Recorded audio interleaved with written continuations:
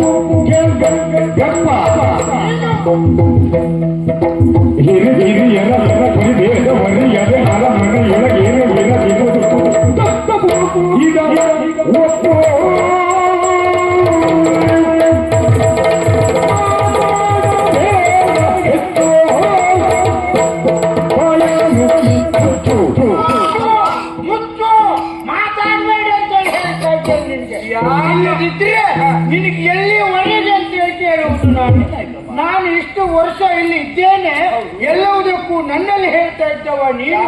ಕೆಲಸ ಮಾಡುವುದು ಈ ಮನೆಯಲ್ಲಿ ಹಿರಿಯರು ಕಿರಿಯರು ಹೇಳುವ ಒಂದು ಭೇದ ಉಂಟಲ್ಲ ನಿನಗೆ? ನಾನು ಹಳೆ ಕೊಂಡು ಮನೆಗೆ ನಾನು ಸತ್ತೋಗಿದ್ದೇನೆ ಅಂತ ಹೇಳಿ ತಿಳ್ಕೊಂಡ್ಯಾ? ಇಲ್ಲದಿದ್ರೆ ಎಲ್ಲ ಮಾತುಕತೆ ಮುಗಿಸ್ಕೊಂಡು ಮದುವೆ ಅಮ್ಮ ಚಿಕ್ಕಮ್ಮ ಅಂತೇಳಿ ಹೇಳ್ತಾ ಇದ್ದೀಯಾ. ಮಾತಾಡ್ಬೇಡ, ನನಗೆ ಸಿಟ್ಟು ಬರ್ತಾ ಉಂಟು. ಮಾತಾಡ್ಬೇಡ ಅಂದೆ. ಮಾತಾಡಿದ ವಿಷಯ ಆಗ್ತದಮ್ಮ. ಈಗ ಹೇಳಾಯ್ತಲ್ಲ ಮತ್ತೆ ಸಿಟ್ಟು ಬಂದದ್ದು ಯಾಕೆ ಅನ್ನೋದು ನನಗೆ ಸ್ಪಷ್ಟ ಅರ್ಥ ಆಯ್ತು. ಪ್ರಾರಂಭದಲ್ಲಿ ವಿಚಾರವನ್ನು ನನಗೆ ಹೇಳಲಿಲ್ಲ. ಹೇಳ್ಬೇಕು. ಯಾವ ಕೆಲಸ ಮಾಡುವುದಿದ್ರು ನಿನ್ನಲ್ಲಿ ಹೇಳಿ ಕೇಳಿ ಏನ ಮಾಡು. ಈಗೆಲ್ಲ ಹಾಗೆ ವಯಸ್ಸಾದವರು ಕಂಡ್ರೆ ಹಾಗೆ ನಿಮ್ಗೆ ಇಲ್ಲ. ಹಾಗೆ ತಪ್ಪು ನಡೆಯುವ ನಿಮ್ಮ ಮಗ ಖಂಡಿತ ಅಲ್ಲವೇ ಅಲ್ಲ. ಒಂದೊಂದು ದಿನ ಮುಖ್ಯದ ಕಪ್ಪೊಯ್ದಿದ್ದಾರೆ ಅನ್ನುವ ಕಾರಣಕ್ಕಾಗಿ ಹೋರಾಟಕ್ಕೆ ಹೋದದ್ದೌದಾ? ಆ ಹೋರಾಟದಲ್ಲಿ ಅವ್ರು ಕದ್ದದ್ದಲ್ಲ ಅಂತ ಗೊತ್ತಾಯ್ತು. ಆಮೇಲೆ ಯಾರೋ ಪಿತೂರಿ ಹೂಡಿದ್ದಾರೆ ಎನ್ನುವುದಾಗಿ ತಿಳಿದು ನಾವು ಈವರೇ ಒಂದು ನಿರ್ಣಯಕ್ಕೆ ಬಂದದ್ದು. ಅವರು ಕೇಳ್ದ, ನಿನ್ನ ಮಗಳನ್ನು ನಮ್ಮ ಮನೆ ಜೊತೆಯನ್ನಾಗಿಸಿಕೊಳ್ಳ ಅಂತ ಕೇಳ್ದ. ನೀ ಏನಂದೆ? ಒಮ್ಮೆ ಹೂ ಅಂದರೂ ಕೂಡ ಕೊನೆಯದೊಂದು ಮಾತು ಹೇಳಿ.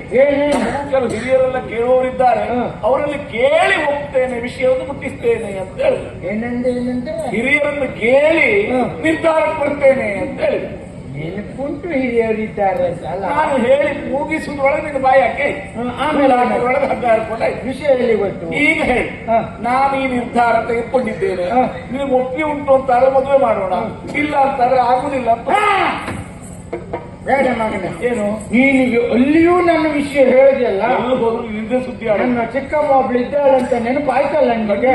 ಮಗನೇ, ಮಾತು ಕೊಟ್ಟಿದ್ಯಲ್ಲ, ಮಾತು ಉಳಿಸಬೇಕು. ಅದಕ್ಕೆ ಆಳುವ ಅರಸ ನೀನು. ಹೌದು, ಉಳಿಯಬೇಕು ಅಂತ ಹೇಳಿ ಆದ್ರೆ ಮದುವೆ ಆಗ್ಬೇಕು. ಅಲ್ಲ, ಆಗಬೇಕು ಅಂತ ಆದ್ರೆ ಹೀಗೆ ಯಾವಾಗ ನಿರ್ಣಯ ಮಾಡ್ತೇನೆ ನಾನು. ಮಾಡುವುದು ಒಂದೇ ಅಲ್ಲ ಮಗ, ಯಾವಾಗ ಅಂತೇಳಿ ನಿರ್ಣಯ ಆದ ಮೇಲೆ ನಾನು ಹೇಳಿದಾಗ ಇನ್ನು ಮುಂದಿನ ಕಾರ್ಯ ನಡಿಬೇಕು. ನಿರ್ಣಯ ಆದ್ಮೇಲೆ ಮತ್ತೆ ನೀನು ಹೇಳುದಂತ ಅಂದ್ರೆ ನೀನು ಹೇಳಿದ ಬಳಿಕ ನಾವು ಯಾವಾಗ ಅಂತ ನಿರ್ಣಯ ಮಾಡುದು ಅಲ್ವಾ? ನಾನು ಹೇಳಿದಾಗೆ ಆಗ್ಬೇಕು. ನೀನು ಹೇಳಿದಾಗ ಇಲ್ಲಿವರೆಗೆ ನಡ್ಕೊಂಡು ಬಂದದ್ದಲ್ಲ. ನೋಡು, ಮದುವೆ ಅಂತ ಅಂತಿಂತ ಮದುವೆ ಆಗ್ಬಾರ್ದು. ಮಹಾರಾಜನ ಮಗಳ ಮದುವೆ ಅಲ್ವಾ? ಸರಿ. ಹಿಂದೆ ಆಗಿರ್ಬಾರ್ದು, ಮುಂದೆ ಆಗಬಾರ್ದು. ನಮೂತೋ ಭವಿಷ್ಯ ಅಂತ ಮದುವೆ ಆಗ್ಬೇಕು. ಸರಿ. ಹಾಗಾದ್ರೆ ಏನ್ ಮಾಡ್ಬೇಕು? ಇದು ಮಗನೇ, ಇದು ಒಂದೇ ದಿವಸಕ್ಕೆ ಮದುವೆ ಮುಗಿಬಾರ್ದು ಮಗನೇ. ಮತ್ತೊಂದು 15 ದಿವಸ ಇಟ್ಕೊಳ್ಳೋಣ. 15 ದಿವಸ ಮದುವೆ, ನಾಳೆದು ಮದುವೆ ಅಲ್ವಾ? ಮತ್ತೆ ಸಪ್ತ ಆಗ್ಬೇಕು ಅಂದ್ರೆ 7 ದಿವಸ ಮದುವೆ ಮಾಡ್ತಾ ಇರುವುದು ಅಲ್ವಾ? 7 ದಿನವೂ ಮದುವೆ ಮಾಡ್ತಾ ಉಳಿಯುವುದಲ್ಲ ಮಗ. ಈಗ ಅವರು 1 ವಾರದ ಮೊದಲೇ ಬೀಗರನ್ನೆಲ್ಲ ಇಲ್ಲಿ ಕರೆಸಿಕೊಳ್ಳುವುದಲ್ವಾ? ಈಗ ಬನ್ನಿ ಹೇಳುವುದು. ಸರಿ. ಆಮೇಲೆ ವಿವಿಧ ವಿನೋದಾವಳಿಗಳನ್ನು ಏರ್ಪಾಡು ಮಾಡುವುದು ನಾವು. ಸಂಸ್ಕಾರ ಸಪ್ತಾಹ ಎರಡು ಆಗ್ಬೇಕು ಮಗ. ಸಂತೋಷಕ್ಕಾಗಿ ಅವರು ಒಂದು ವಾರ ಕಳೆಯಬೇಡುವ, ಬೇಸರ ಬರಬಾರ್ದು. ಅದಕ್ಕೆ ಹಾಗಾಗಿ ಮನರಂಜನೆ ಮಾಡುವುದು ಮಗ. ಮೊದಲನೇದಾಗಿ ಸಂಗೀತ ಕಾರ್ಯಕ್ರಮ ಮಾಡುವ. ಒಂದೊಂದು ದಿವಸ ಒಂದೊಂದು ಕಾರ್ಯಕ್ರಮ. ಹೌದು ಸರಿ. ಆಮೇಲೆ ಅಂತ್ಯಾಕ್ಷರಿ, ಆಮೇಲೆ ವಿಶೇಷ. ಹೌದು ಮಗ. ಆಮೇಲೆ ನಾಟ್ಯ ಮಾಡುವವರಿದ್ದಾರೆ. ಏನು ನಿನ್ಗೆ ಅನುಮಾನ ಯಾಕೆ? ಆ ಸಂದರ್ಭದಲ್ಲಿ ಯಾರಾದ್ರೂ ನಾಟ್ಯ ಮಾಡುವವರು ಇದ್ರೂ ತೊಂದರೆ ಇಲ್ಲ. ಇಲ್ಲಿ ಹೋದ್ರೆ ಮರ್ಯಾದೆ ಹೋಗುದು. ನಾನ್ ಬಿಡ್ಬೇಕಲ್ಲ ಅಂದ್ರೆ ಮರ್ಯಾದೆ ಹೋಗ್ಲಿಕ್ಕೆ ನಾನ್ ಬಿಡ್ಬೇಕಲ್ಲ. ನೀನ್ ಹಿಡ್ಕೊಳ್ಳೋದಕ್ಕಾಗ್ತದ? ಮತ್ತೆ ಅಲ್ಲ ಮಗ, ನಿನಗೆ ವಿಷಯ ಗೊತ್ತಿಲ್ಲ. ನಾನು ಏನಂತ ತಿಳ್ಕೊಂಡೆ ನೀನು? ನಿನ್ನ ಅಪ್ಪಯ್ಯ ನನ್ನ ನಾಟ್ಯ ನೋಡೇ ಮಳ್ಳಾಗಿ ನನ್ನ ನಿಲ್ಲಿಸ್ಕೊಂಡಿದ್ದೀನಿ. ಕಾಲದಲ್ಲಿ ಇರಬಹುದೇ. ಈಗ ನಾಟ್ಯ ಮಾಡೋದಕ್ಕಾಗ್ತದ? ಕೂಡ್ತದ? ಈಗ ಕೂಡುವುದಿಲ್ಲ ಅಂತೇಳಿ ಹೇಳುವುದು ಬೇಡ. ಹಳೆ ಮಟ್ಟಿನಲ್ಲಿ ನಾನು ಹೇಗ್ ಮಾಡ್ಬೇಕು ಹಾಗೆ ಮಾಡ್ತೇನೆ.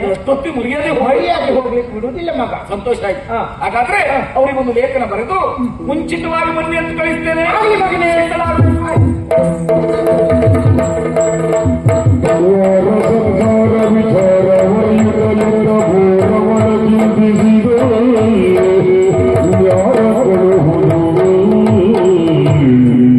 ಮಂತ್ರಿಗಳೇ, ಪ್ರಭು, ಈಗಾಗಲೇ ವಸುಧೇಂದ್ರ ನಮಗೆ ಒಂದು ಲೇಖನವನ್ನು ಬರೆದು ಕಳಿಸಿದ್ದಾನೆ. ಆ ಲೇಖನದಲ್ಲಿ ಬರೆದಿದ್ದ ವಿಷಯ ಏನು? ಅವರ ಮಗಳನ್ನ ನನ್ನ ಮಗನಿಗೆ ಕೊಟ್ಟು ಮದುವೆ ಮಾಡುವುದಾಗಿ ಇದೇ ವಿಚಾರ. ಹಾಗಾದ್ರೆ ನಾವು ಆ ಮದುವೆಗೆ ಹೋಗ್ಬೇಕು. ಮತ್ತೆ ಅವರು ವಿಚಾರವನ್ನು ಏನ್ ಹೇಳಿದ್ದಾರೆ? 7 ದಿನ ಮುಂಚಿತವಾಗಿ ನಾವು ಬರಬೇಕಂತೆ.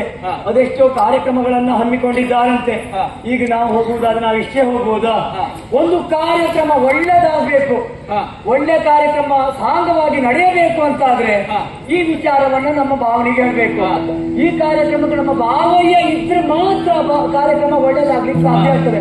ಹಾಗಾಗಿ ನಮ್ಮ ಭಾವಯ್ಯನನ್ನು ಕರೆತೇನೆ. ಓ ಭಾವ